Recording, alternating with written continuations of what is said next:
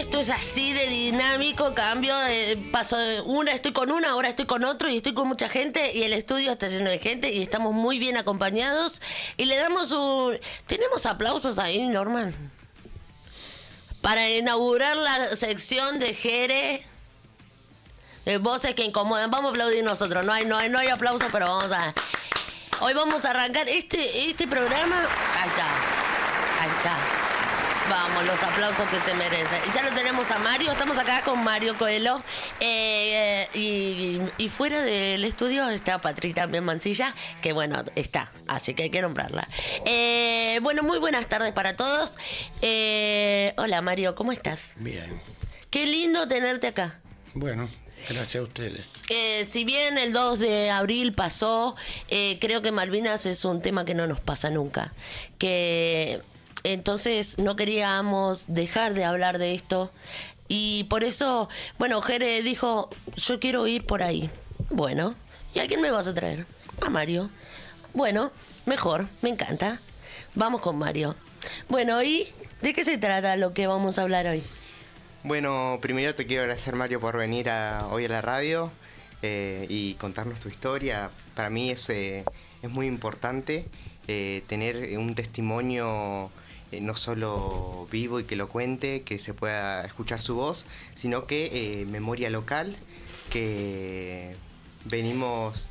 Pará, porque se está escuchando Norman, se está escuchando algo que estás hablando vos, me parece, o hay algo... por favor, bueno, listo, ahora sí. Perdón, dale. Sí. Me parece muy importante también dejar los testimonios locales como modo de memoria colectiva. Por eso también le di la propuesta a Ana de traerte a vos, Mario. Y se vienen muchas cosas, muchísimas cosas para esta nueva temporada de Revolución Constante. Gracias, Ana, por abrirme el lugar. Y bueno, para ubicarnos en el contexto de que lo trajimos a Mario hoy, hay que ubicarnos en el 2 de abril de 1982, cuando las tropas argentinas desembarcaron en Malvinas. Perdón, me pongo nervioso. Tranquila. Bueno, sabemos que la guerra duró 74 días. Ahí estuvieron conviviendo en etapas extremas. A mí me gustaría mucho hacerte algunas preguntas, Mario. Primero, ¿cómo fue que te enteraste que ibas a ser convocado? Uh-huh. A mí antes de eso me gustaría arrancar por saber quién era Mario ahí en 1982, antes del servicio militar. ¿Qué hacía Mario en ese entonces? Y antes del servicio militar, Mario era un chico común de barrio. Estaba en la escuela secundaria, estaba en cuarto año industrial. Ajá. Y nada, un pibe de barrio normal, común. Debido a un problema que tuve, que me quebré el tobillo en esa época, en cuarto año industrial. En esa época no sé si remontarme a lo que era el servicio militar obligatorio y todo eso. Sí. Bueno, en esa época se había creado el servicio militar obligatorio del año 1900 y era que todos aquellos varones cuando cumplían 18 años eran sorteados para hacer el servicio militar obligatorio. Obligatoriamente todos. Sí, era un sorteo como la lotería. Los Claro. 3 últimos números del documento y 3 números del sorteo a bolillero. De acuerdo al número que te salía, era la fuerza que te tocaba. Ajá. En la colimba, ¿no? ¿Y que se escuchaba por radio? ¿Cómo te enterabas? Era la eso? Lotería Nacional, lo transmitía por radio, por televisión, era un acontecimiento Claro. del año, por decir, donde todos los pibes que cumplían 18 años estaban reunidos, se reunían en las casas, había lugares también públicos donde se reunían a escuchar el sorteo del servicio militar de la clase 1962 a la cual pertenezco yo. Claro. Entonces ahí estaba. Según la cantidad de ciudadanos de esa época, podía haber número bajo, que era donde vos te salvabas de hacer servicio militar, Ajá. que era por decir del 0 al 200, Zafaba. no hacía la colimba. Bien. Del 200 al 400 te tocaba ejército. Del 400 al 600, al 700 te tocaba aeronáutica. Y del 700 al 900 te tocaba infantería marina, que es a donde pertenezco yo. Ajá. Bueno, también había una situación donde vos, si por estudios, podías pedir prórroga por 2 años. Ajá. Entonces, en vez de hacerlo a los 18, lo hacías a los 20 por un tema de el estudio, para no cortarte el estudio. Claro. En mi caso no fue esa la situación. Bueno, no, me atrasé en pedir la prórroga, porque Claro. me había quebrado jugando a la pelota. Ajá. Había una fecha determinada para vos presentar el pedido a prórroga. Claro. Se venció ese... Chao. Sigo igual, se me siguen venciendo todos los plazos y yo llego tarde a todos lados. Pero bueno, el destino quiso que ¿Sí te acordás lo que sentiste en ese momento en el que te enteraste que tenías que ir? tenía que ir a Malvinas Sí. o a la colimba. En Bueno, la colimba a ya la estaba colimba, asumido, sí, porque ya era la particularidad que nosotros en el barrio éramos como 4 o 5 de la misma edad, que nos sorteaban ese día, Claro. y el único que le tocó a la colimba fui yo. Los demás compañeros del barrio tuvieron número bajo todos. Te das O sea que cuenta, ya vos, estaba sí, predestinado. estaba predestinado, sí. Después que sentí, te digo, yo para abril del 82 ya hacía 12 meses que estaba cumpliendo el servicio militar obligatorio. O sea que en la jerga de la colimba era un colimba viejo, pues estaba a punto de salir de baja. Ah, La infantería de marina cumplían 14 meses el servicio militar. Los 14 meses te dan la baja y volvías a ser un civil. un civil. Nosotros en el 82 ya estábamos en Tierra del Fuego, Río Grande, que era el destino del batallón que me tocó a mí, con un año ya de antigüedad, por llamarle de alguna manera. Claro. Entonces, si bien en la fecha fue una algarabía total, yo sentí un sentimiento de patriotismo enorme, una alegría inmensa por haber recuperado un territorio usurpado por 150 años, y bueno, y con toda la doctrina encima, aclimatados a la zona, porque era Tierra del Fuego, Claro. y con toda la instrucción ya metida en el cerebro a nivel doctrina militar, adiestramiento y hermandad y camaradería con los compañeros, ¿no? Y a mí me gustaría preguntarte cómo era el día a día durante el tiempo que Malvinas. estuviste. Bueno, Malvinas, el día a día era, todos los días era un día nuevo, por llamar de alguna manera. Claro. Nosotros llegamos el 8 de abril a Malvinas a las 3 de la tarde. Mi función dentro del batallón que se desplazó a Malvinas era el de abastecedor. Bien. Nosotros llegamos el 8 de abril, esperando, bajamos en Puerto Argentino, hoy llamado Puerto Argentino a partir de ese momento, y empezamos a esperar que vengan los vuelos con el abastecimiento. Ahí nos quedamos una noche, llegaron un par de vuelos, cargamos camiones y nos desplazamos 6-7 kilómetros a un galpón de Esquila, y ahí iba a ser el depósito de víveres, alimentos, ropa, Ajá. mercadería de distinta clase. Ahí era. Al llegar a Malvinas me sentí muy contento por ser parte de esa patriada, ¿no?, que hubo. ¿Y en qué condiciones vos podías abastecer a los demás? ¿Cómo era la realidad ahí? El día a día. El día a día. Bueno, ya te digo, llegué el 8 de abril hasta el 1 de mayo, que fue el bombardeo al puerto argentino, Sí. donde ahí se declara la guerra, porque es donde está la primera acción de guerra por parte de los ingleses. Hasta ese momento fue preparar las trincheras, preparar la posición y desplazarme. Nosotros estábamos a 12 kilómetros del aeropuerto y a 7 kilómetros de Puerto Argentino. Estábamos, quien conoce Malvinas o sabe los nombres, estábamos en la base del Monte Tumbledon, se llamaba. Bien. O Casa Amarilla también está denominada así, ¿viste? Y nuestro día a día era abastecer a las distintas compañías que formaban mi batallón. ¿Entendés? Sí. El batallón de Infantería de Marina número 5 tenía distintas compañías. Una compañía Mar, que en Malvinas ocupó el Monte Zapperhill. Una compañía Nácar, que en Malvinas ocupó el Monte Tumbledon. Una compañía Comando, que era de apoyo de Mortero 81 y 106, que estaba también en la base del Monte Tumbledon. Y después teníamos una compañía de reserva, que era la compañía Obra, que estaba en el Monte Boniface.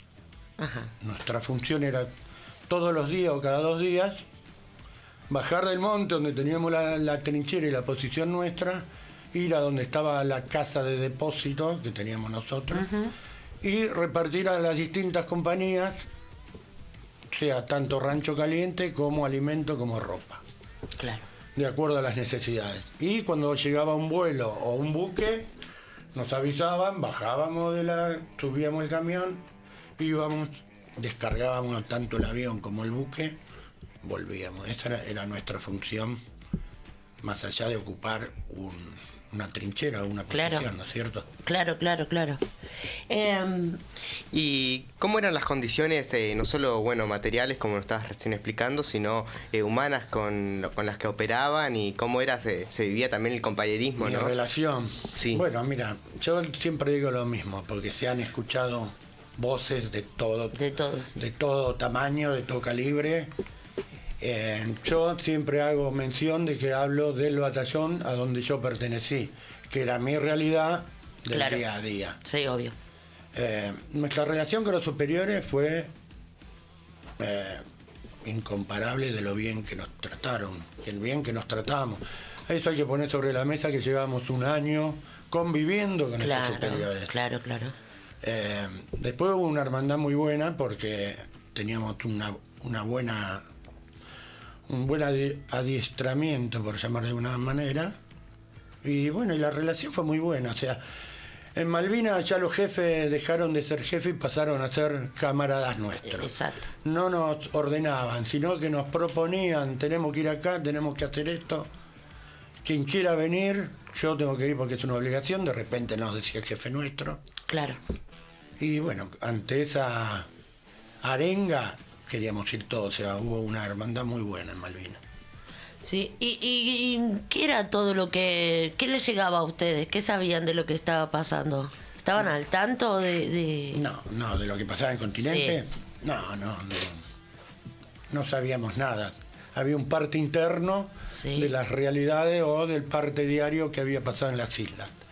Pero después, exteriormente, no teníamos ninguna clase de comunicación, más allá de las cartas para un soldado en nuestras Islas Malvinas, que en una época escribieron los pibes de la escuela.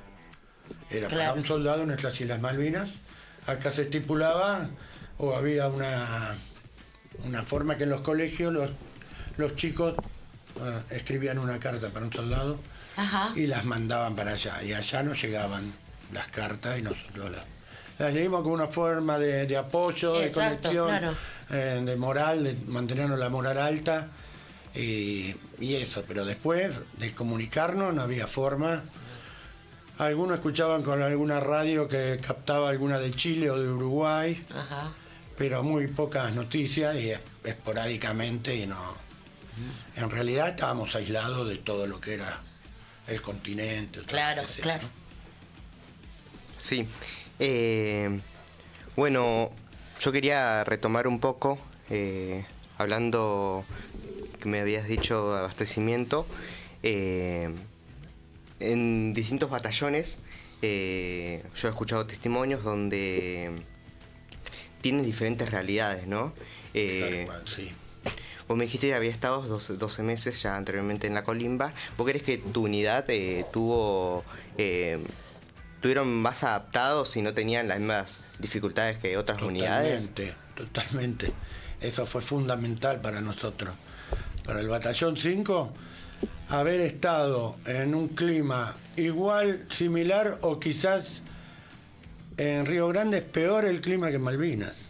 Entonces nosotros ya estábamos aclimatados y eso fue fundamental para nosotros en Malvinas. O sea, ya te digo, si bien me quiero referir solamente a mi batallón, he visto realidades muy duras, muy injustas y muy que nos mirábamos entre nosotros, colimbas viejos, como se decía ya, con pibes que habían tenido 20 días de incorporación, un mes de incorporación y estaban en Malvinas, que no sabían nada, no sabían ni manejar un fusil, Claro. no sabían nada, ¿entendés? Sí, hubo una desventaja muy grande con los demás, o pibes correntinos que lo trajeron y no le dieron la ropa adecuada. El por qué, no lo sé. No lo sabemos. Pero ahí cada regimiento y cada batallón se autoabastecía por sí solo, digamos. Ajá. ¿Entendés? Nosotros solamente abastecíamos nuestro batallón. Regimiento 7, el 4, el BIN 2, cada uno se autoabastecía, tanto en armamento como en alimento como en ropa. ¿Y cuántos eran? Nosotros, Sí. nosotros a Malvinas fuimos alrededor de 800. Mm. Después se incorporó a las tropas del 25 un par de compañías, secciones del ejército, donde el frente del batallón llegó a 980, digamos, de los cuales tuvimos 16 bajas. 16 bajas. Como digo siempre, un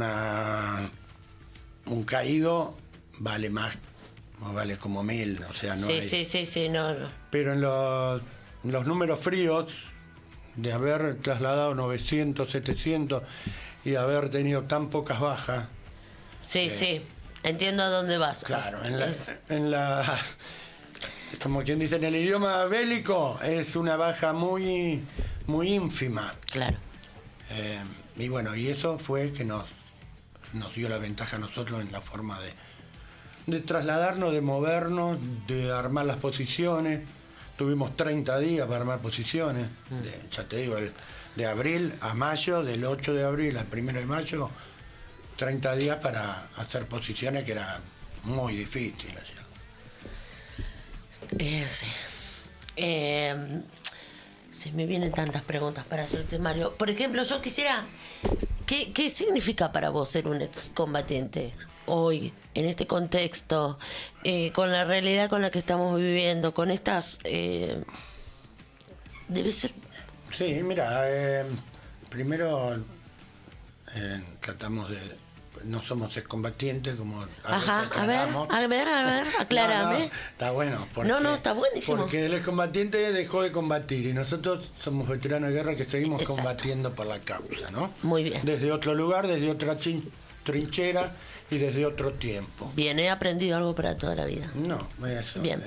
Después tampoco permitimos que nos llamen héroes, porque para nosotros los héroes son nuestros camadas que quedaron allá. Ajá. A veces decimos que son más que héroes, son mártires los que quedaron allá. Porque hay una pequeña diferencia que es muy importante entre un héroe y un mártir, ¿viste? Y ser veterano para mí, primeramente, es un orgullo. Me cambió la cabeza, yo no sé quién era antes del 82. Ajá. Para mí, a partir del 82, pasé a ser otra persona. Sin duda. He sufrido mucho, me ha llevado por caminos muy oscuros, muy tóxicos, he sufrido discriminación de todos lados, no he podido tener un laburo justamente por tener que ocultar que uno es veterano de guerra. Ajá. Acá se vivió una etapa post-Malvina donde el veterano era un loco, era un discriminado, no podías ir a buscar un laburo y donde se enteraban que eras un veterano, chao, no tenías laburo. No tenías laburo. De ahí que la mayoría somos cuentapropistas, digamos, laburó por su lado. Es cierto también que muchas empresas del Estado, como Entel, Segva en esa época, Ajá. tomaron veteranos, pero bueno, en 12.000 que se trasladaron a la isla, era una situación ínfima y yo, bueno, estoy muy orgulloso más allá de todos los palazos que recibí en la vida. Es una, como se dice, una consigna que tengo interna, porque uno está acá representando a los que se quedaron allá. Exacto, claro. Y yo estoy acá y siento que tengo un par de almitas de espíritu que te marcan el paso todos los días, ¿entendés? Sin duda. De ser un buen tipo, de la oportunidad que ellos no pudieron tener, que vos la tenés y valorarla. Y bueno, y es así, es un todos los días estar en Malvinas y todos los días ir y volver a Malvinas. Todos los días ir y volver a Malvinas. Y también con esto, no olvidarlos, ejercitar la memoria, volver a hablar de ellos, volver a hablar de lo que pasó, para tenerlos siempre presentes. Sí, mantener viva, claro, porque los héroes que quedaron allá, el gran porcentaje fue cubriendo a los compañeros que se estaban replegando. ¿Entendés? Claro. No hubo muertos por desertar o por acobardarse. En realidad, la mayoría de los caídos que tenemos en nuestra batallón, es algo duro que yo pueda decir ahora, pero terminado el conflicto, el comandante del batallón nuestro con el comandante del batallón inglés de los paracaidistas, cosas que uno no conoce, recorren las posiciones donde fue el combate para reconocer a sus propios soldados. ¿Me explico? Para hacer un conteo de cuál es el caído. Y lo que nos dijo nuestro comandante, que sintió un orgullo enorme con el dolor que conlleva reconocer a un soldado caído de tu batallón. Pero bueno, le dio mucho orgullo y satisfacción de que la mayoría de los caídos habían sido abatidos de frente y no de espalda, ¿me explico? Cubriendo el repliegue de los compañeros, que es la hermandad de la guerra, ¿entendés? Es el amor entre hombres por una situación límite donde estás unido y hay una simbiosis muy extraña y muy difícil de explicar, ¿viste? A veces.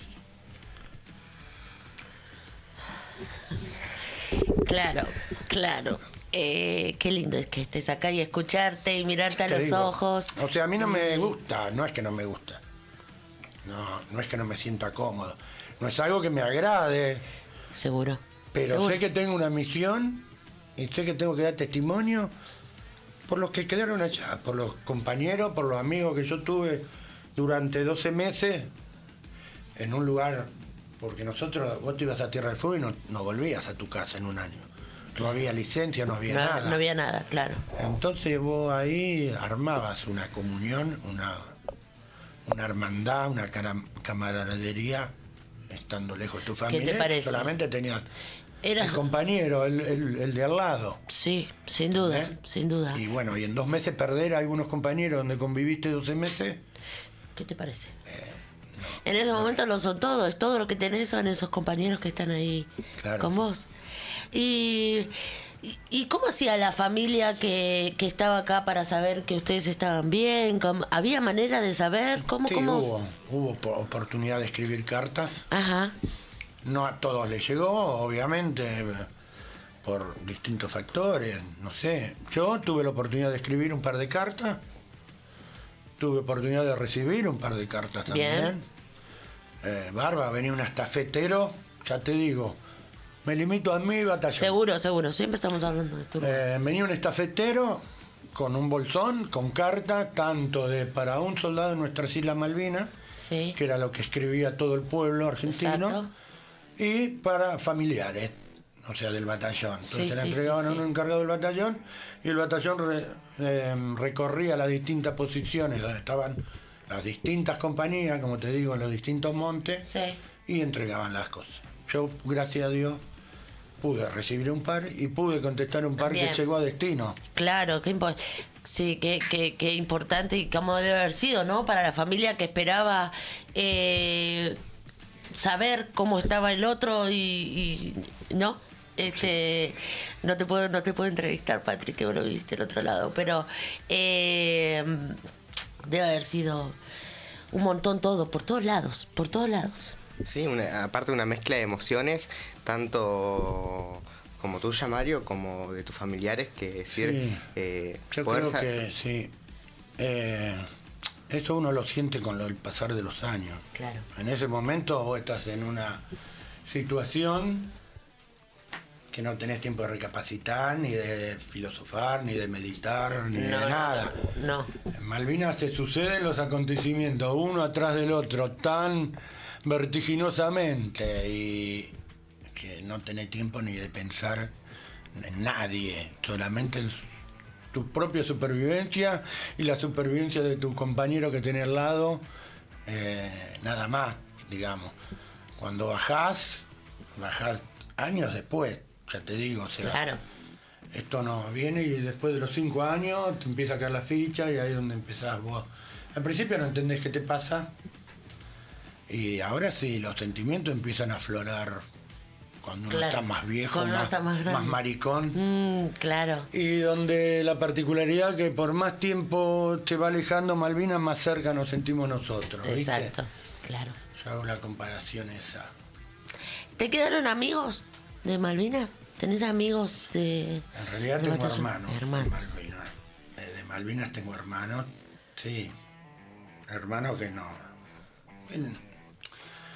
Lo que pase, vamos a estar ahí donde sea. Claro. ¿Entendés? O sea, yo tengo mi camada, mi compadre, que le puso a su hija Malvina Soledad, que vive en el Chaco, en Charata. Es mi hermano. Estuvimos en Malvinas, estuvimos en el batallón. No necesitamos hablarnos con él, Claro. porque tenemos una comunicación que ya no hablamos. Con 2 gestos ya sabemos qué quiere, qué no quiere, para qué y cómo. Sí. Este es uno de los más importantes que podría decir, porque fue el que estuvimos juntos. Ahí. Ahí, después, bueno, la situación hizo que nos mandemos más Sí. con la hija. Y lo tuve la visita hace poco, porque fuimos a la vigilia Tierra del Fuego. Ajá. Entonces lo despedí ahora hace una semana. Se fue llorando y me quedé llorando porque, Sí. porque te mueven muchas cosas, ¿viste? ¿Qué te parece? Nos fuimos 5 allá y la verdad que nos encontramos y parece que volvemos a tener 18 años. Claro. ¿Entendés? Porque extrañamos esa... Y sí. Lo que hoy no se ve, mirarnos a los ojos, hablar, escucharnos, tocarnos, toda esa tecnología, por un lado buena y por otro lado maldita, que está instalada en donde no se puede armar una amistad de la esquina, Seguro, de te aleja verte a mucho. los ojos, Exacto. ¿entendés? Me siento mal y acá, bueno, cuidate. Ahora, si vos me decís me siento mal mirándome a los ojos, Claro. no termina en cuidarte, ¿entendés? Seguro. Eso lo re extraño. Y sí. Y lo que seguimos teniendo con ellos, cada vez que nos encontramos, una vez por año, se hace un encuentro del 25 en distintas Bien. provincias y viene desde el soldado, que somos nosotros, hasta el jefe. Nuestros superiores vienen a los encuentros nuestros y ya no están nuestros superiores, el tío, el viejo, digamos. Se pasó esa barrera. Claro, sí. ¿Entendés? Sí. Hubo una fusión y se sufrió tanto y se empeñó tanto y se dio todo Sí. que Son todos partes de una fue muy misma. loco, Sí. ¿eh? Que son todos partes de una misma. sí, y situación. vos, la audiencia que está acá, puede googlear o en YouTube o donde sea, Batallón de Infantería de Marina número 5 y ahí podrán saber cómo se comportó el batallón y cosas para rescatar que siguen ocultas, ¿no? Sí.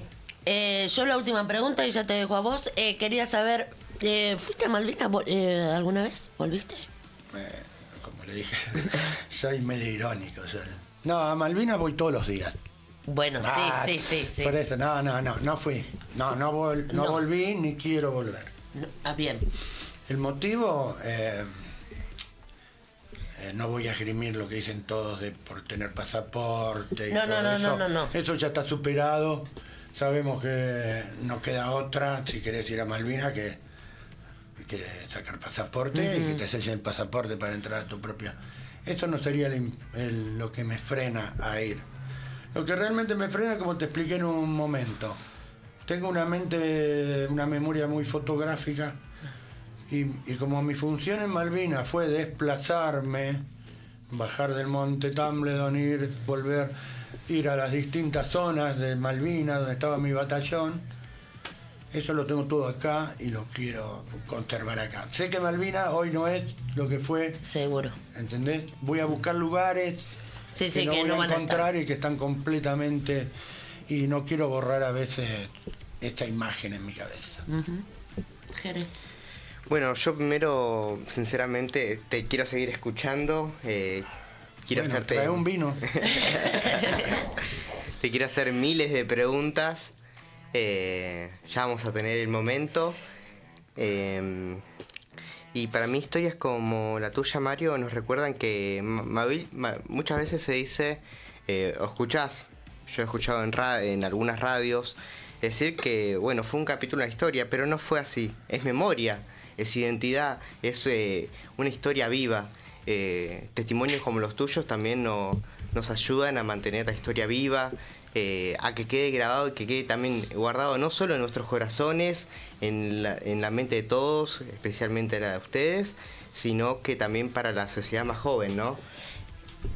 Claro, porque nosotros no lo vivimos, generaciones que siguieron después menos, pero sí tratamos de ir buscando la historia por sus verdaderos protagonistas, para que nos cuenten realmente cómo fueron las cosas, porque no nos llega toda la información, cada uno tiene su versión de los hechos y nosotros nos interesa...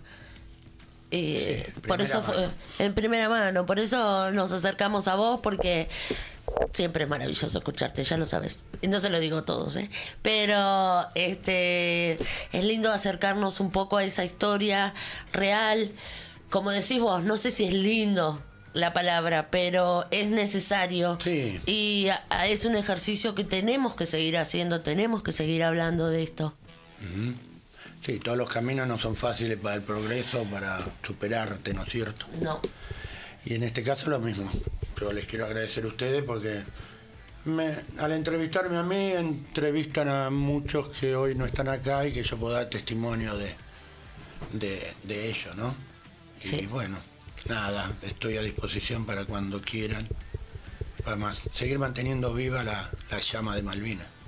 Sí, tenemos que tener a Mario más cerca, necesitamos tener a Mario más cerca y saber y charlar y emocionarnos y permitir que la historia nos atraviese y ser parte.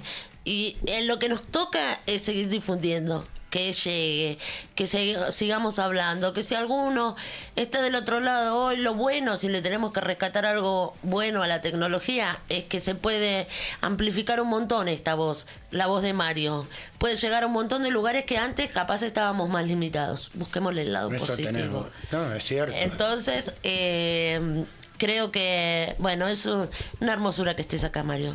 Gracias por venir, gracias por ser vos, por emocionarte, por ser todo lo íntegro y traernos al Mario que estuvo ahí, que nos acercó un poco a la historia, ¿no? ¿Pasaron los nervios? Sí. No, más o menos. Estamos ahí. Fue un gran debut, Jerez. Fue un gran debut. No. Ah, ¿pregunta? ¿Para qué no tiene los auriculares? Pregúntale vos, para.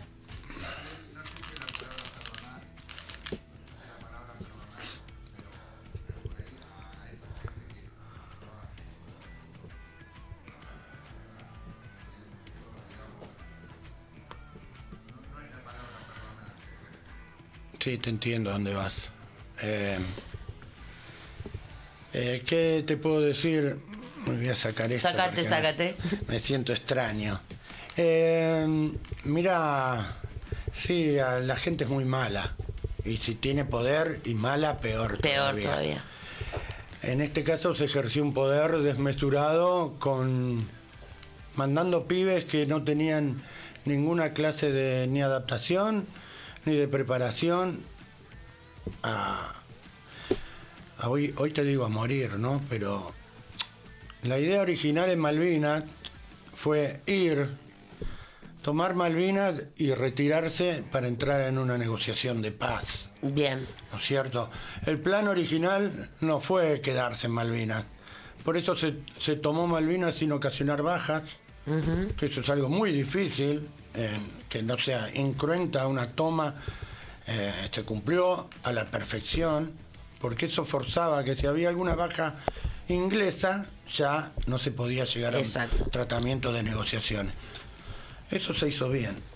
Después se jugaron el ajedrez, cada uno con sus piezas, Sí. Margaret Thatcher por un lado, Galtieri por este lado, para intereses propios, ¿no es cierto?, y mezquinos, digamos. Y mezquinos. Ante eso se empezó a mandar gente sin necesidad, por decir de alguna manera. Inglaterra dilató la negociación de paz hasta poder llegar a Malvinas y poder hacer el ataque al aeropuerto. ¿Entendés? Entonces yo digo que todos esos pibes que fueron sin saber a qué iban. Exacto. ¿Entendés? Y sí, es condenable lo que los superiores hicieron. Sé que he visto pibes desnutridos, he visto pibes faltos de ropa, he visto pibes sin instrucción. Es imperdonable lo que hicieron en ese sentido. Sí, es perdonar o condenar. Yo condenaría esas actitudes y ponderaría a los que así fueron preparados y sabían lo que tenían que hacer. Claro. Sí. Cuántas cosas más hay para preguntarle a Mario. Me quedaría hasta pasado mañana, pero... Por favor. Pero ya, Norma, nos tenemos que ir, ¿no es cierto? Ya estamos fuera de contexto. Bueno, voy a querer que vuelvas, ¿sabes? Porque Cuando me quedan un quieras. montón de Ya te digo preguntas. que no vengo solo. Bueno, está muy bien. Está muy bien. Siempre estás bien acompañado vos, hace mucho, toda la vida. Toda la vida estuviste bien acompañado. Y sí, desde antes Malvinas. Mira.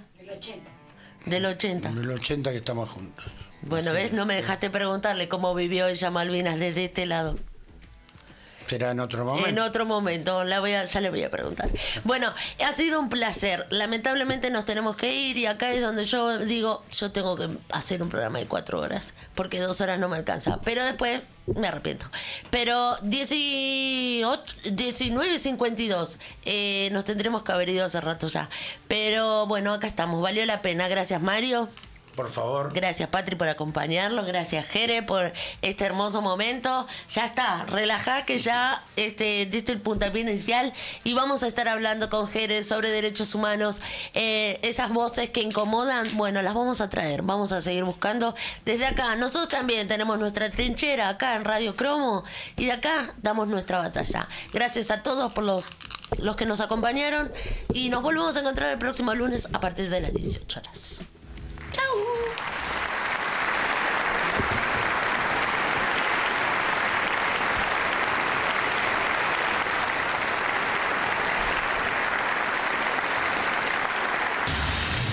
Radio Cromo Escobar.